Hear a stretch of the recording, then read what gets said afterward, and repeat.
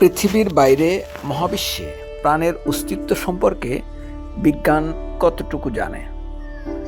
তা কি এখনো রহস্য, নাকি কোনো প্রমাণ আছে বিজ্ঞানের কাছে?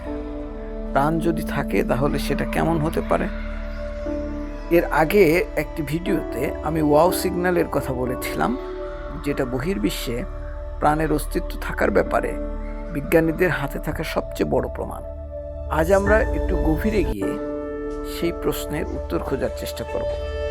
শেষ পর্যন্ত সাথে থাকুন। এটা সত্যি যে পৃথিবীর বাইরে এখন পর্যন্ত সরাসরি জীবন্ত প্রাণের প্রমাণ নেই, তবে এক্ষেত্রে শক্তিশালী সম্ভাবনার ইঙ্গিত রয়েছে। মহাবিশ্বে প্রাণের অস্তিত্ব থাকার সম্ভাবনা নিয়ে ড্রেক সমীকরণের সাহায্যে কিছু যৌক্তিক বিশ্লেষণ করা যায়। আমাদের গ্যালাক্সিতে কতগুলো বুদ্ধিমান যোগাযোগযোগ্য সভ্যতা আছে বা থাকতে পারে তা নিয়ে ফ্রাঙ্ক ড্রেক 1961 সালে এই সমীকরণটা দেন। এই সমীকরণে কি বলা হয়েছে তা আমরা একটু পরে দেখব। তার আগে আমাদের জানা দরকার পৃথিবীতে কেন এবং কোন পরিস্থিতিতে উৎপত্তি ঘটেছিল প্রাণের। এটা আসলে ভিন্ন আলোচনা এবং ভবিষ্যতে এ নিয়ে ভিডিও বানানোর ইচ্ছে আছে।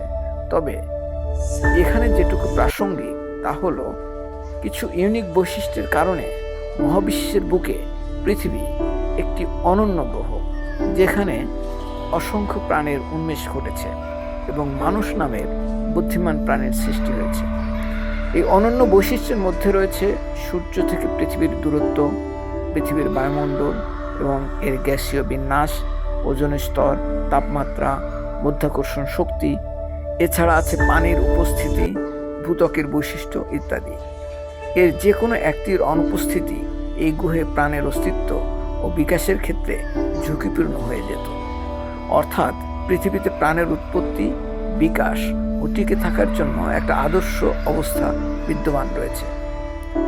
পৃথিবীর বাইরে মহাবিশ্বের যে কোনো গ্রহে যদি এমন আদর্শ অবস্থা বিরাজ করে, তবে সেখানে প্রাণের বিকাশ ঘটার সম্ভাবনা রয়েছে বা ঘটবেই এমনটা নয়, তবে ঘটার সম্ভাবনা প্রবল। ড্রেক সমীকরণ মূলত এই সম্ভাবনার গাণিতিক মান বের করে দিয়েছে। সমীকরণটা এরকম। এটা একটা মজার সমীকরণ যা আমরা সহজ করে ব্যাখ্যা করার চেষ্টা করব।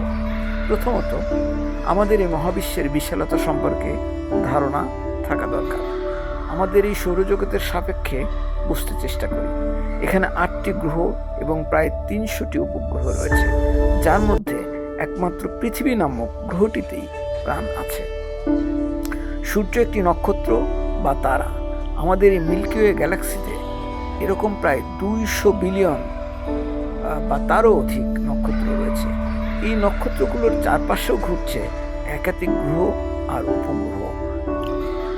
ধারণা করা হয় শুধুমাত্র মিল্কি ওয়ে গ্যালাক্সিতেই রয়েছে প্রায় 20,000 বিলিয়ন গ্রহ ও উপগ্রহ। আবার বিজ্ঞানীদের মতে আমাদের জানা বা অবজারভেবল মহাবিশ্বে আছে প্রায় 2 ট্রিলিয়ন গ্যালাক্সি। প্রত্যেকটি গ্রহ আবার তার নিজস্ব নক্ষত্রের চারপাশে এবং প্রত্যেকটি উপগ্রহ নিজ নিজ কক্ষপথে ঘুরপাক খাচ্ছে।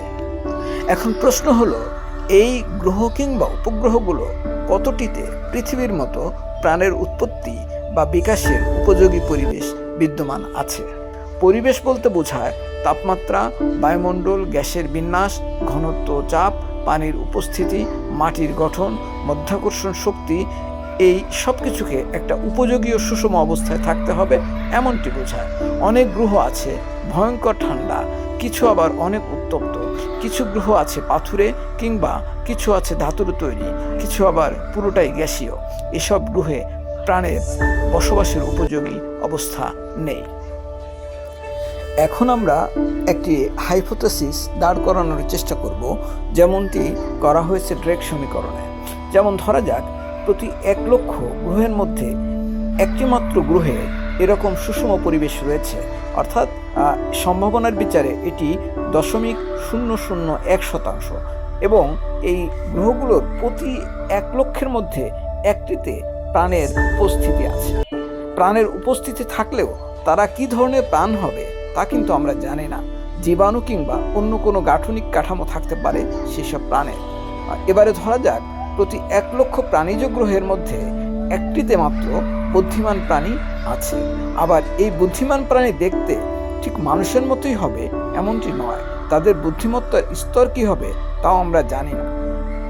আবার ধরা যাক প্রতি 1,00,000 বুদ্ধিমান প্রাণীর সভ্যতার মধ্যে একটি মাত্র সভ্যতা আছে যেখানে অতি উন্নত প্রাণী রয়েছে বা তাদের অতি উন্নত সভ্যতা রয়েছে, যারা হয়তো বিজ্ঞান ও প্রযুক্তিতে মানুষের থেকেও অনেক উন্নত। তারা হয়তো অতি উন্নত প্রযুক্তি ব্যবহার করে আন্তঃনাক্ষত্রিক যোগাযোগ ব্যবস্থা গড়ে তুলতে সক্ষম। তাহলে এই সংখ্যাটি 1,00,000-এর কম হবে না।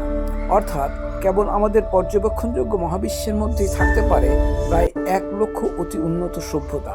হতে পারে তারা হয়তো আমাদের মতো সভ্যতাগুলো খুঁজে বেড়াচ্ছে, হতে পারে তাদেরকেই হয়তো আমরা এলিয়েন বলে জানি, এবং কোনো একদিন হয়তো সত্যি সত্যি এদের সাথে আমাদের যোগাযোগ হবে। কি সায়েন্স ফিকশন সিনেমার মতো মনে হচ্ছে, তাই না? এটা অসম্ভব বা অবাস্তব মনে হলেও এরকম হওয়াটা অসম্ভব নয়। মনে রাখতে হবে এটা কেবল আমাদের পর্যবেক্ষণযোগ্য মহাবিশ্বের হিসাব বিবেচনায় নেওয়া হয়েছে। আমাদের জানা মহাবিশ্বের বাইরেও এর সীমানা বিশাল অথবা অসীম, যা আমরা জানি না। সুতরাং ড্রেক সমীকরণ একটি সম্ভাবনার কথা বললেও বাস্তবে বুদ্ধিমান প্রাণীর অগণিত সভ্যতা থাকাটা খুবই যুক্তিসঙ্গত। বিজ্ঞানীরা বহু বছর ধরে শক্তিশালী টেলিস্কোপ দিয়ে আমাদের প্রতিবেশী নক্ষত্রগুলোর চারপাশে থাকা গ্রহ উপগ্রহগুলো পরীক্ষা নিরীক্ষা করে আসছেন।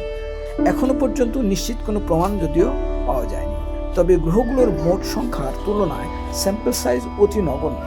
এবং আরেকটা বিষয় খুবই গুরুত্বপূর্ণ, যেটা হচ্ছে দূরত্ব। আমাদের পৃথিবী থেকে এই সব গ্রহ বা উপগ্রহগুলোর দূরত্ব এত বেশি যে আমাদের বর্তমান প্রযুক্তি দিয়ে এত দূরত্ব অতিক্রম করা অসাধ্য একটা ব্যাপার। ভবিষ্যতে যোগাযোগ প্রযুক্তির আরও উন্নতি হলে হয়তো আমরাও বহির্বিশ্বে প্রাণ তথা বুদ্ধিমান প্রাণীর সন্ধান পাব। ততদিনে হয়তো আমরা অনেকেই বেঁচে থাকব না। সবাই ভালো থাকবেন, নিরাপদে থাকবেন।